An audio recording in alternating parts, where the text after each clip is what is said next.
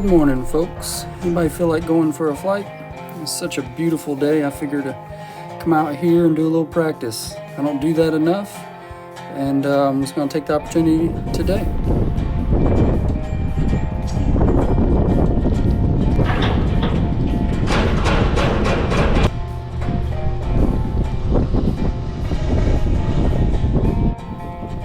We'll be flying a 1965 Cessna 182. What a great plane. I picked this one up back in, I believe it was the beginning of 2004. And she and I have been all over this country. It's been a good one. And so let's get going. After a thorough pre-flight and sumping the fuel tanks, we get in, start up, and taxi out to runway 35. It's a very busy pattern day today. There's a lot of student pilots, a lot of instructors, a few transients, but very crowded pattern, and we just have to wait our turn to find our spot and take off. We're going to start with a normal takeoff today, so we'll pull out onto the runway, line up with center line, add our power, make sure we have engine instruments in the green, airspeed comes alive, and rotate, climb out at VY, and head out into the practice area. Like I said, don't take the opportunity to do this as much as I should, and can always use more practice. I've flown this particular plane probably well over 2,500 hours or so, and still feel like I can always use more practice. So today, we head out, do a few clearing turns. Once we're in the practice area, 2,500 feet, do some steep turns, fly around, a little bit of slow flight. With the clouds where they were, about 1,000 feet above us, didn't worry with any stalls today. Just getting used to the plane, flying it again. Like I said, don't come out here and do this enough, and was just enjoying a pretty day. We'll make our way back into the pattern that is still very crowded, and do some touch and goes. So the current crop of instructors at this particular airport run a very nice pattern, nice and tight, but they don't work with people very well to add a little space to let you in. So I had to do a 360 on the 45 to the downwind, make my way into the pattern for our first landing, and we'll make it a full stop and taxi back.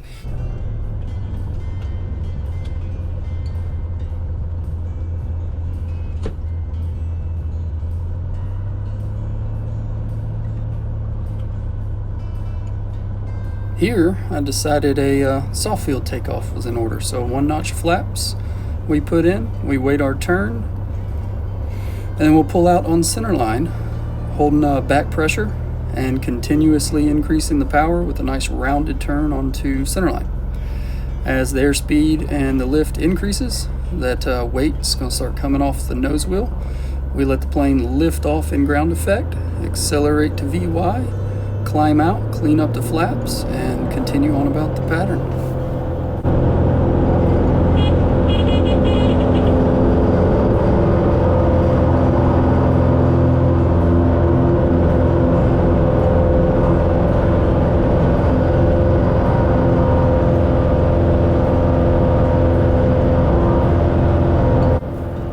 Keeping that VY climb, we make it through about 500 feet and reduce 25 inches manifold pressure, 2,500 RPM for the remainder of the upwind climb, at which point, since we're staying in the pattern, we'll pull it back to about 20 inches, leaving that 2450 on the RPMs.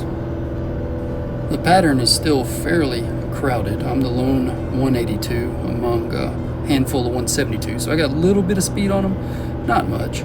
But they are training, and sadly not very great at announcing their intentions. So I want to make sure I have enough space between us. So wait on upwind a while till I get some good space on the 172 in front of me, and we'll turn our crosswind. Keep that climb going to 1,000 feet above, and we'll reduce to that pattern cruise power setting.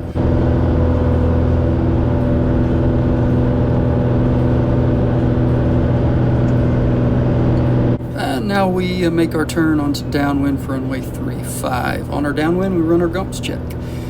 Gas is on both, undercarriage is bolted because we don't have retractable gear. Mixture full rich, props to go. I'll get those on base. Seatbelt short arms are secured and lights as required. we keep our eyes and our ears open to the traffic around us. Make sure we know what we think the 172s and the pattern are going to do, and being aware if there's anybody kind of traversing the area. This is kind of a hot spot because there's a floor to a Class Bravo just ahead, so people have to either go north or south if they're not talking to them. So a lot of people will come straight over the middle of this airport.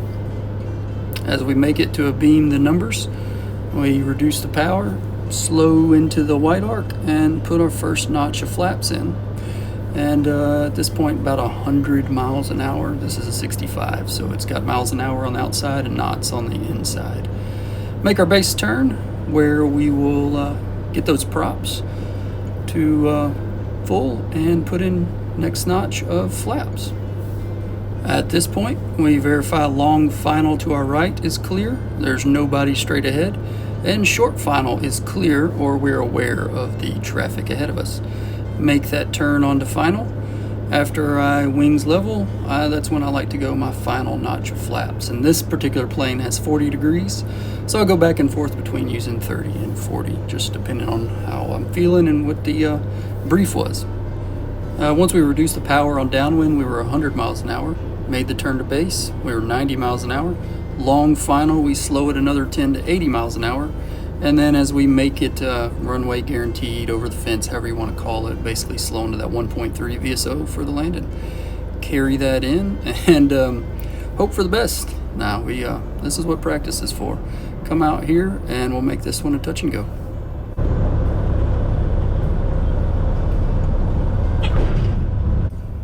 Get the horn just before the mains hit. That works for me for a full stall landing. So now we'll clean up the flaps, increase the power, let the airspeed roll its way up, and climb out for another round about the pattern.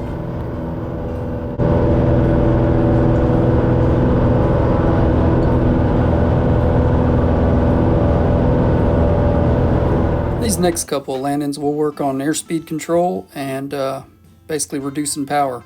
Basically practicing a emergency landing. Hadn't done them in a while, haven't needed to, thankfully, but it's a good time to practice. So we'll come in with just a little bit, a touch of power. I forgot what was in it on that first one, and then basically idle for the second one. And then we'll call it a day. Taxi back to the hangar. Actually, we'll grab some fuel first. Always top it off before I throw it back in the hangar, and call it a day. If you made it this far, I certainly appreciate you watching.